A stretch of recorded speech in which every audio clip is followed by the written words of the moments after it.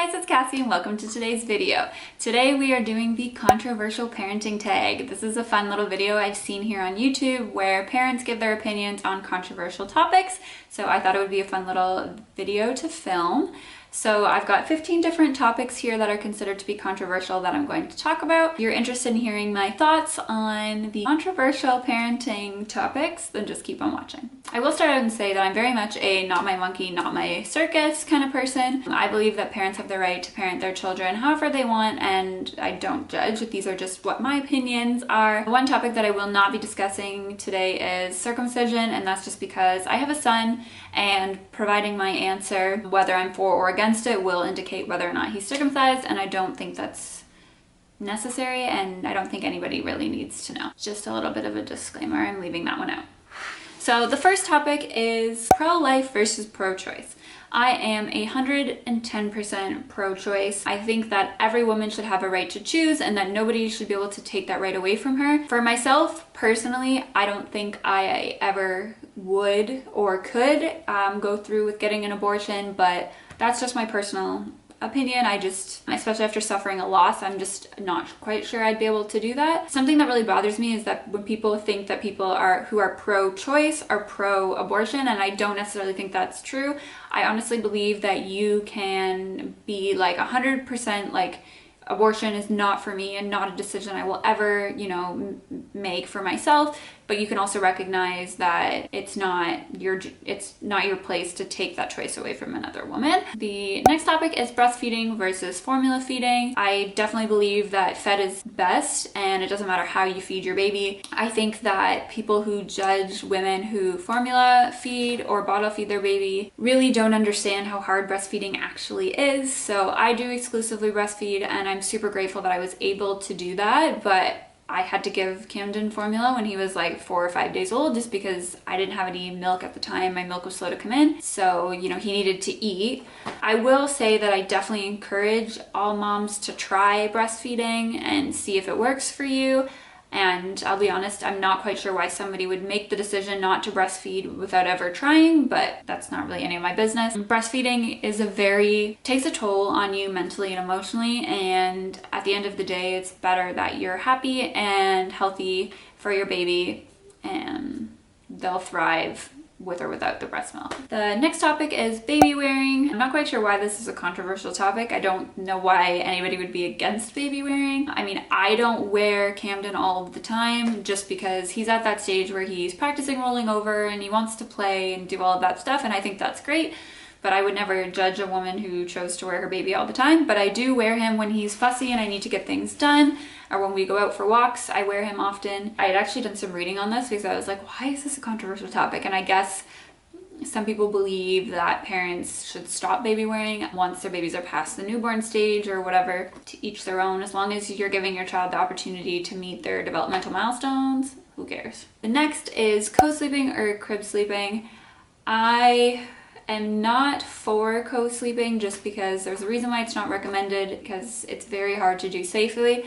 But I will also say that I have co-slept before. There's just sometimes, if that's the only way your baby's gonna sleep, you gotta do what you gotta do, But I do believe that parents should try their hardest to practice safe sleeping practices. But again, what you do with your baby doesn't affect me. This is the one topic that I am extremely passionate about, and I have a hard time forgiving people who, so it's vaccinations, and I am 100,000% anti-vaxxers. Bet you thought I was gonna say I was anti-vax. No, I am 100% for vaccinations, and I think if you don't vaccinate your child, you're incredibly selfish. And this isn't counting people who have medically fragile children or children who are allergic to different ingredients in the vaccinations.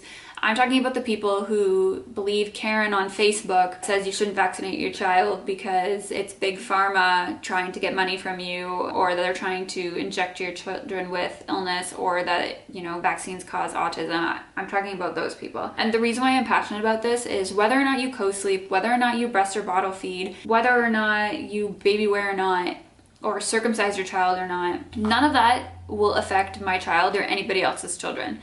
but you making the choice not to vaccinate your child is affecting that population of individuals who can't get vaccinated. And you're also making a decision for your child to not protect them.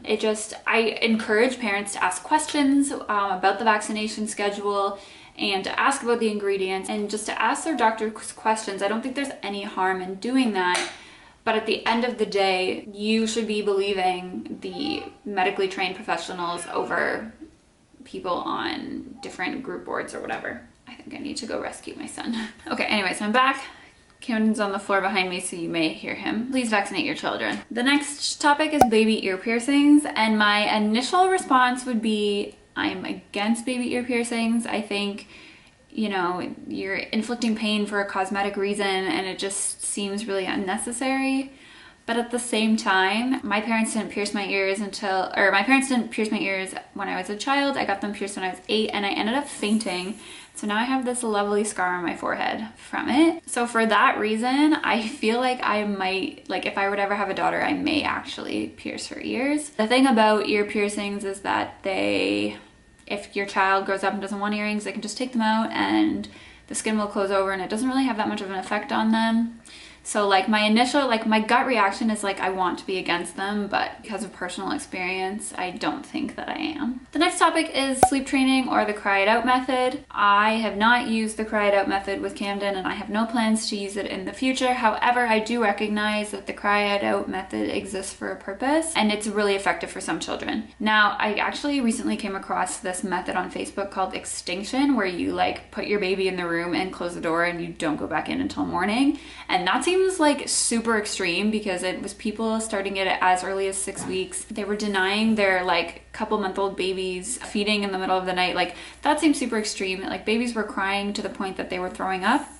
I don't think that's the cry it out method that any sane parent uses. That's not to say that I've never let Camden cry. I think there's a difference between fussing and crying, and I can tell the difference in his cries, whether or not he's just fussing or whether he's like full on screaming. And I will let him fuss for a few minutes if he's kind of rolling over at night and getting stuck on his stomach. So I will let him fuss and see if he'll settle back down or if he'll manage to roll himself over instead of immediately going and rolling him over. Same with sometimes he has, I don't know if he's having bad dreams, but he'll be asleep and he'll be kind of whining in his sleep. I don't immediately go run to his rescue, which sounds kind of bad when I say it out loud, but he's not awake. He's just kind of like whining in his sleep. So I will allow him to fuss on his own. But if he is like full on screaming, I will go and comfort him because I do believe that's a parent's job, is to, you know, comfort their child when they're in that emotional state. This is just me speaking as a first-time mom of one baby who's 5 months old and is a pretty good sleeper. So I wouldn't like inherently say that I'm completely against the cry it out method. The next topic is spanking. I haven't really thought much about disciplining Camden because he's only 5 months old, and I'm not quite sure what Connor's thoughts are on spanking either. I don't plan on spanking him, but again, I haven't really given it too much thought because discipline is kind of a little ways away.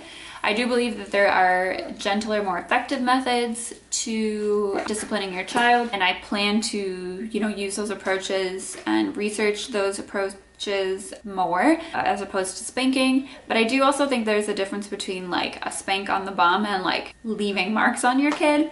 So I don't know. The next is homeschool versus private versus public school. So here in Canada, prior to this past year, I'd say, we had a really good public education system. And my initial response would have been, I'm all for public school. However, if you're not from Ontario, you might not be aware that the public education teachers and the Conservative provincial government are currently in a battle over some pretty serious things. So our lovely Premier wants to increase class sizes, decrease the amount of supports available to students and teachers and things like that. And they're things that will have a huge effect on our public education system. So based on what happens with this provincial government and kind of the decisions that he makes over the next few years will definitely affect whether or not Camden goes to public school. But speaking on my experience, public school was great. I'm all for public school. And prior to this premier getting in, I didn't really understand the benefit of private school in Canada. It just didn't seem necessary. And I'm also not super for homeschooling. I don't really understand homeschooling in the sense that I think a huge part of attending school is that your child is getting socialized with other people and children and learning kind of how to behave in a social setting, especially now with the younger generations. A lot of times kids, that's the only social interaction that they have. And then they go home and spend a lot of time in front of a TV playing video games, and they're just not being social. I do see that there can be benefits to homeschooling in the sense that you can work to your child's needs, you can focus on topics that are really of interest to your child, but I think overall I'm more for like public education. Again, my opinion very well may change in the next couple of years, but I don't have any plans of homeschooling Camden. The next topic is medicating children. This one is kind of super broad. I'm very pro doctor, and I honestly believe that a majority, like 99% of doctors, have your child and your best interests at heart. I have an amazing doctor who I really respect her opinion. I find her to be extremely educated, so I would always consult with her when it came to medicating. There are some doctors who are like prescription happy out there, but if you're ever not sure, you can always ask your doctor for a second opinion. I'm not against medication, but I'm not also like pill happy, if that makes sense. So I've always been somebody, for example, when it comes to taking like a Tylenol or Advil for a headache, I would always try, you know, drinking some fluids, taking a bath, and having a nap before I turned to Tylenol or Advil. I just think it's kind of unnecessary to, every time I get a headache or every time I have a cold, to take an Advil or a cold and sinus or whatever. So I will use those same methods with Camden, but then when it comes to things like antibiotics and other, you know, medicating children topics, I will consult my doctor. Cloth versus disposable diapers. So I don't really have a preference here. We use disposable diapers, and the only reason why we do is because we live in an apartment that doesn't have in-unit laundry, and the convenience of disposable diapers was just, we didn't have to do laundry, we didn't have to have, you know, dirty diapers piling up, and then the added expense of doing the additional laundry, just, it wasn't worth it to us. I would have loved to cloth diaper, but it just wasn't realistic. I don't believe that one is necessarily better than the other. On one hand, you have disposable diapers where you're obviously creating more garbage, but on the other hand, the resources required, things like the energy for the washer and dryer and the water and things like that. I'm not quite sure if going with cloth diapers is all that more environmentally friendly. It would be nice if there was like a recyclable option or a compostable option or something out there. I don't know, maybe it exists, but I've never heard of it. So yeah, this time we're using disposable diapers, and if we have any more children in the future, I think I will probably do a combination of both. Okay, I had to move Camden to his exerciser because he was getting grumpy.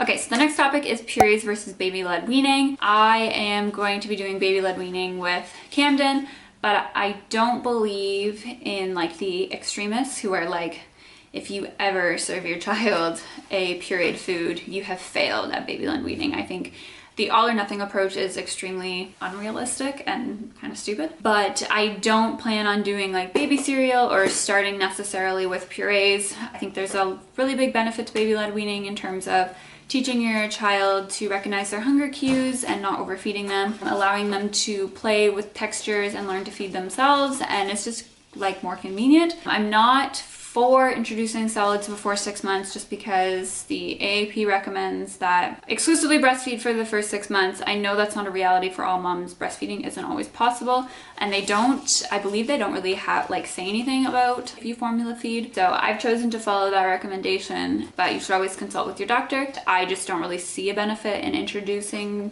like pureed foods and baby cereal early. The next topic is extended breastfeeding, and I'll be completely honest, before I ever had a child of my own, I definitely would have been not pro breastfeeding. I would have found it to be super strange, like why you have a toddler like nursing still. It's a little bit ridiculous. But now that I'm breastfeeding myself, like I don't see the harm in it. Like I'm not sure if I will extended breastfeed, which I think most people, that definition is breastfeeding beyond a year. I'm not quite sure if I will extended breastfeed. It'll kind of depend on what Camden wants and kind of how I'm feeling. I initially thought I was only going to breastfeed for 6 months.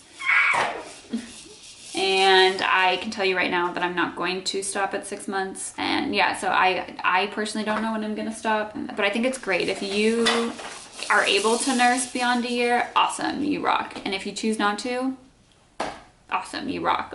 And then the last topic is screen time. So Connor and I are kind of on the same page. Both of us were given limited screen time as children and found it to be really beneficial. So Camden is not allowed to have any screen time, with the exception of he occasionally FaceTimes, just because we don't live near any of our family. He doesn't watch TV, he doesn't look at my phone, and we have no intentions of introducing that anytime soon. I believe the current recommendation is that 0 screen time under the age of 18 months, so we'll definitely follow that, and then we'll go from there on deciding whether, when, and in what capacity we're going to introduce screen time. I had seen somebody in a Facebook group, there was like a debate about screen time, and somebody had commented that they don't use technology as a distraction, that when they're allowing their children screen time, so whether it's playing video games or watching TV or a movie, it's something that they're either doing as a family or they're doing as an activity. It's not a, here is a screen because I want to go grocery shopping, or here's a screen so I can fold laundry. I just think that children depend a lot on technology because that's just how parents know how to entertain them. And I know early introduction of screen time, the reason why it's not recommended is because your baby's brain will crave that a level of stimulation all the time. But you know, I don't, to each their own. I have one child, so it's very easy for me to say no screen time now. Having future children, that may change. There is today's video on controversial parenting topics. Let me know if you have any opposing views down below. If you can respectfully give your opinion, I totally want to hear it. I'm not here for mom shaming. I don't think anybody should be here for mom shaming, and I don't mean to mom shame if you don't do what I do. I like to hear what different people's thoughts are and stuff like that. Give us a follow over on Instagram at Cassie's Corner. Check out my blog, which should be linked down below. Subscribe, comment, like, all of that fun stuff. And until next time, bye guys. Camden.